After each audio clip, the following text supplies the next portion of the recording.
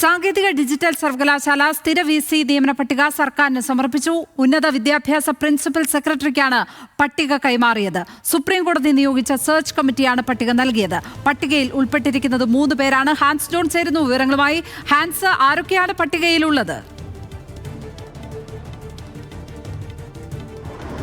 ലക്ഷ്മി, ആരൊക്കെയാണ് ഇപ്പോൾ ഈ പട്ടികയിലുള്ളത് എന്ന കാര്യത്തിൽ വ്യക്തമല്ല. വളരെ കോൺഫിഡൻഷ്യൽ ആയിട്ടുള്ള ഒരു വിവരമാണത്. അത് നമുക്ക് ഇതുവരെയും ലഭ്യമായിട്ടില്ല. പക്ഷേ നമുക്ക് ലഭിക്കുന്ന വിവരമനുസരിച്ച് നിലവിൽ ഈ പട്ടികയിൽ 3 പേരാണ് ഉൾപ്പെട്ടിരിക്കുന്നത്.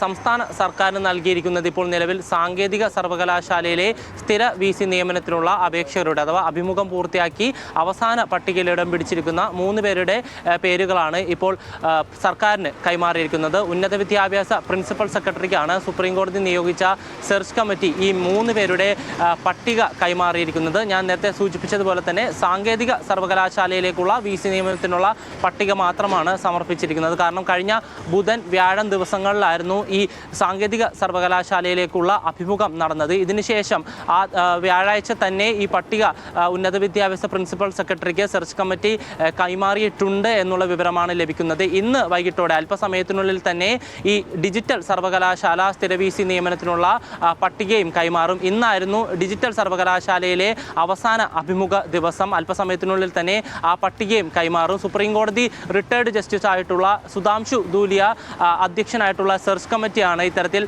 അഭിമുഖം നടത്തിയതിനു ശേഷം 3 പേരുടെ പട്ടിക സംസ്ഥാന സർക്കാരിന് കൈമാറിയിരിക്കുന്നത്. ഇന്ന് ഡിജിറ്റൽ സർവകലാശാല VC നിയമനത്തിനുള്ള പട്ടിക കൂടി സമർപ്പിച്ചു കഴിഞ്ഞാൽ അന്തിമ പട്ടിക ഉന്നത വിദ്യാഭ്യാസ പ്രിൻസിപ്പൽ സെക്രട്ടറി മുഖ്യമന്ത്രിക്ക് കൈമാറും. മുഖ്യമന്ത്രി പിന്നീട് ഇതിൽ മുൻഗണന നിശ്ചയിച്ചതിന് ശേഷം ചാൻസലർക്ക് കൈമാറും. ആ മുൻഗണന അനുസരിച്ച് വേണം ചാൻസലർ വൈസ് ചാൻസലർമാരെ ഇരു സർവകലാശാലകളിലെയും വൈസ് ചാൻസലർമാരെ നിയമിക്കാനായിട്ട്. പക്ഷേ ഇതിൽ ഏറ്റവും നിർണായകമായ കാര്യം ഈ സാങ്കേതിക സർവകലാശാല അഭിമുഖത്തിൽ 29 പേരാണ് പങ്കെടുത്തത്. ഇതിൽ നിലവിലെ വൈസ് ചാൻസലറായിട്ടുള്ള K ശിവപ്രസാദ്, ഡിജിറ്റൽ സർവകലാശാല വൈസ് ചാൻസലറായിട്ടുള്ള ഡോക്ടർ സിസ തോമസ്, കണ്ണൂർ സർവകലാശാല വൈസ് ചാൻസലറായിട്ടുള്ള KK സാജു, ഇവർ 3 പേരും പങ്കെടുത്തിട്ടുണ്ട്.